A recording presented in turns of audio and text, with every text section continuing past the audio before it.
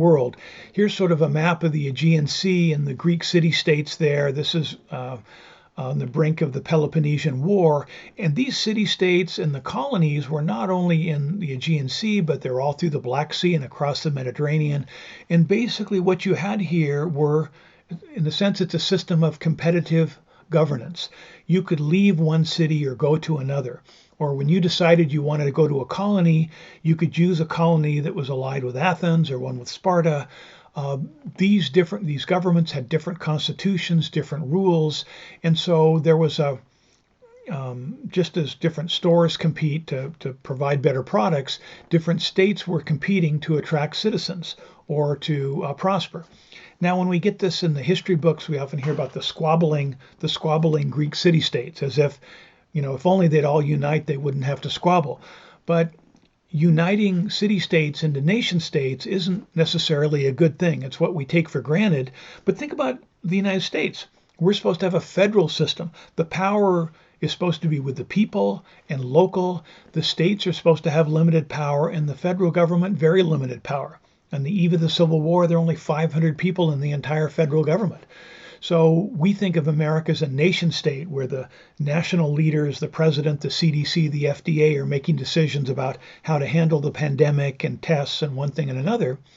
But it would be much better to have states make these decisions, or even counties and cities make these decisions, because knowledge tends to be distributed. So federalism in the U.S. is a long popular idea among the people called the anti-federalists were actually calling for more local government in American history. But this is just a background. So again, in the ancient world, you have independent city-states trading between each other. The ancient world was prospering. In medieval times, you had Venice, Genoa, and the Hansa. And of course, their biggest struggle was with the plague. So it's related to pandemics. But trade through the ancient world was not between nation states. It was between cities. And that's allied to this charter city idea that's proposed for Latin America, Sub-Saharan Africa. So you might not have heard the Hanseatic League, but that's like the core institution in the history of Europe. This is a network of dozens, up to 100 cities that were independent. They were generally self-governed. The citizens of the city would meet and sort of create and approve their laws. Merchants generally ran the countries, and they were basically defending themselves against the local princes. But prosperity and rule of law institutions developed in the city-states in the Hanseatic League. So it's a different view it's an earlier view of European history relevant to the future, because the Hanseatic League is still part of the story today. So for reforming the European Union, for changing EU immigration laws, the new Hanseatic League argues that the problems they have are these fiscal transfers of propping up poorly managed Greek and Italian economic systems. So you can read about this online, but we have this new Hanseatic League of the Estonia, Finland, Ireland. These were Hanseatic cities in the earlier Hanseatic League, Lubeck in Netherlands, maybe, Germany. So it's understanding this history gives some insight to today. Now, how does this story develop? Well, migration to cities has a long history in Europe. Cities gained freedom from local princes in medieval times in Europe. This is from Richard Pipe's book, Property and Freedom. These were self-governing, self-judging communes. They had their own business and industry, their own rules. Basically, the prince gave them a charter to be independent. The prince just wanted his 10%, and they could do what they want. And it turns out this allowed incredible flourishing throughout Europe. All male residents had the right to participate, communal assemblies. Now, people who migrated to the cities, including runaway serfs, were considered free if they lived in the city for a year and a day. So Europe at this time had serfdom, where people were basically owned. They were fastened to the property and owned by the lord. And, the lord had responsibilities to them to feed them, but the peasants, the serfs, had obligations to the lord. And, all things considered, you'd rather be a lord than a peasant. And it was hard to get rich when you're a serf. One way to get prosperous is to just run away and go to a city and live in that city under this independent legal system. So cities flourished at this time, and cities defended themselves against the princes. They built walls around the city and so forth. They hired their own military to defend themselves, as Novgorod did. So trade was, with manufacture and capital. These were, you had the cities that were market-based, and then you had the agrarian societies with duties and privileges and oaths of liberty, but all based on rights. And this is the European heritage that America's founders harken back to, arguing that the British Parliament had usurped the rights of the Anglo-Saxons, the ancient rights that came from the cities of Europe. And Richard Pipes tells more of the story. But then technology got more powerful, the cannons got more powerful, and the cannons were able to blast down the walls of the cities, and the princes took over the cities. But Pipes argues that modern democracy originated in these medieval towns where there were rule of law and protections of individual liberty and commerce that each people had in and of themselves. They had a property in themselves. And the 14th and 15th centuries, the rise of the nation states and gunpowder, most cities lost their autonomy. Now, I realize as a debater, it's a bit of a challenge to begin your affirmative in the 14th or 15th century and, call for changes in the legal systems in Europe and one thing and another. But it's an important background to understand where European prosperity originated and where the American constitutional rights originated. The 16th and 17th centuries were eras of absolutism and no tolerance for urban self-rule. But these ideals of cities, this is quoting from Richard Pipes, had fostered the institutions, had created the intrinsic part of the Western political tradition. So this is what John Locke and the founders draw on for the United States. Okay, this is the movie Field of Dreams, where he has a vision and he builds a ballpark and this baseball team comes out of the past to play. I would say for today, you build cities, charter cities based on the ancient traditions and rights of the Hanseatic League or of Hong Kong or of Singapore, people will come and build prosperity.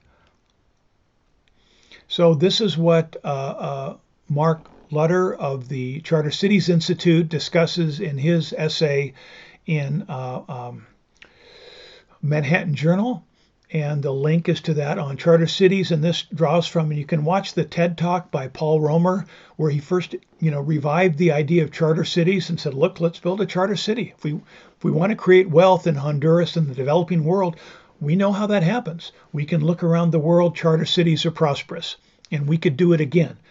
And again, one of the values of this, one of the concerns about economic reform in the developing world is, it seems to tie to nationalism.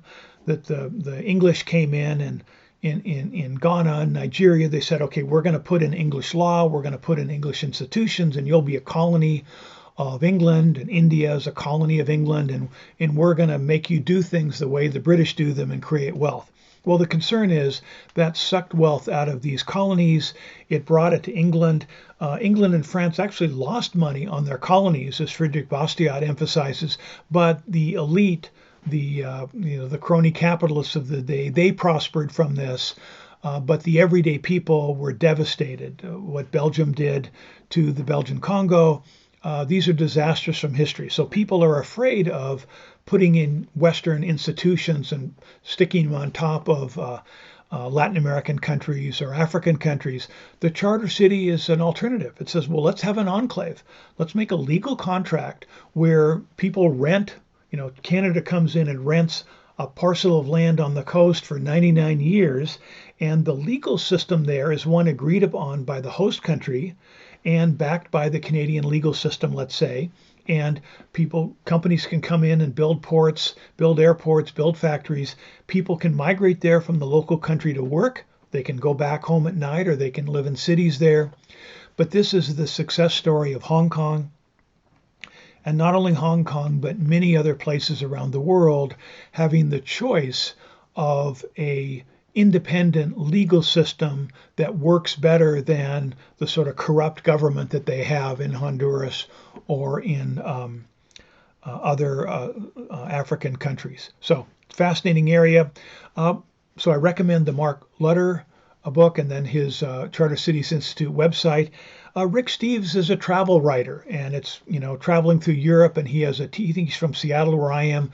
There's many episodes of touring through different European countries, but one episode is particularly interesting. It's called Little Europe, and Rick Steves goes to 5 micro countries, to Monaco, San Marino, Liechtenstein, Andorra. And each of these places are city-states left over from medieval Europe, and they all have low taxes, lots of tourism, incredible prosperity.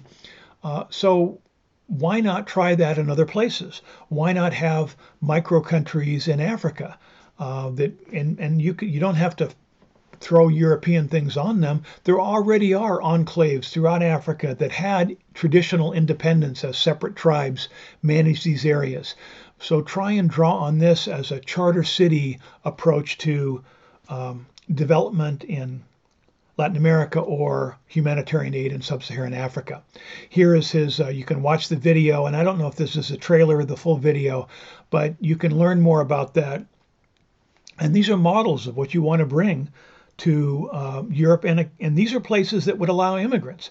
So reformers are saying what we need are refugee cities. Hong Kong was a refugee city for China that saved the lives of millions as they escaped starvation in China to create wealth in Hong Kong. We lack these refugee cities now. There are entrepreneurs trying to buy islands in the Mediterranean, trying to negotiate with countries to get enclaves where people could be refugees and prosperous. Even in Syria, it's interesting. There's one part of Syria that almost became a charter city in the 1900s, and I've forgotten the details. I'll put it in the notes. But if you want prosperity in Libya, Libya is not a real country. It's a set of 3 or more tribal regions that one could argue should be independent. Iraq should be independent, of soft partition into the Sunni, Shia, and I forgot the other area. So anyway, lots of federalism sort of affirmatives that would allow more migration. This is an enclave. Vox has a segment on borders around the world, and this is North Africa in Morocco. There's actually an enclave, a city that is part of Spain, even though it's in Africa. And it's a prosperous place, and the main thing they have are giant, complex, high-tech walls to keep the Africans out. And it's a tragic thing because people come from all over Africa to trying to get into Europe by jumping these walls and overwhelming them to get into Spain and then go to Europe. An alternative would be to allow another dozen on similar enclaves that could be, don't have to be ruled by Spain or anybody, but have a separate charter that would allow them to be prosperous and allow more open immigration. So it's an interesting area that the Refugee Cities website and other organizations work on. This is a better way to handle poverty in sub-Saharan Africa and Central America. And this is the route. So people come from sub-Saharan Africa all different ways, from Cameroon, Nigeria, different countries to get to this enclave, and also they come in through Turkey. They come over in boats and die in large numbers. It's a real disaster. Syrians trying to come in. So this is a route of refugees coming into Europe. So that's, this is why you want to reform European refugee policy. What if European countries had enclaves in Africa where they could accept refugees? Well, you can't do that because it looks like colonialism. But there ought to be some way to fashion it legally that would allow the European prosperity to be shared with the people of Africa, and for the Africans to contribute, to create wealth for themselves.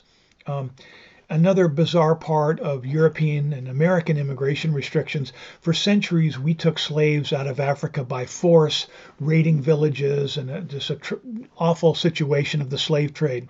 But that's all over now. Stopped in the 1800s, no more large-scale slave trade. Instead, now we have the U.S. Navy, the Coast Guard, European Coast Guards monitoring the coasts of Africa, trying to stop Africans from escaping, right? So for centuries, we take them out by force, and now we use force to make them stay. that's simply, that doesn't sound like a good thing. But how to solve it is a challenge. So we have lots of articles on economic thinking. Could refugee camps be startup cities? Maybe transform current refugee camps into startup cities. Stories of governance and small areas, notes on terrorism, and then China-Palestine charter cities. So I've been writing about this for some years. This is already a dispute in Europe as certain areas, Catalonia, for example, try to become independent. Certainly many challenges in all this.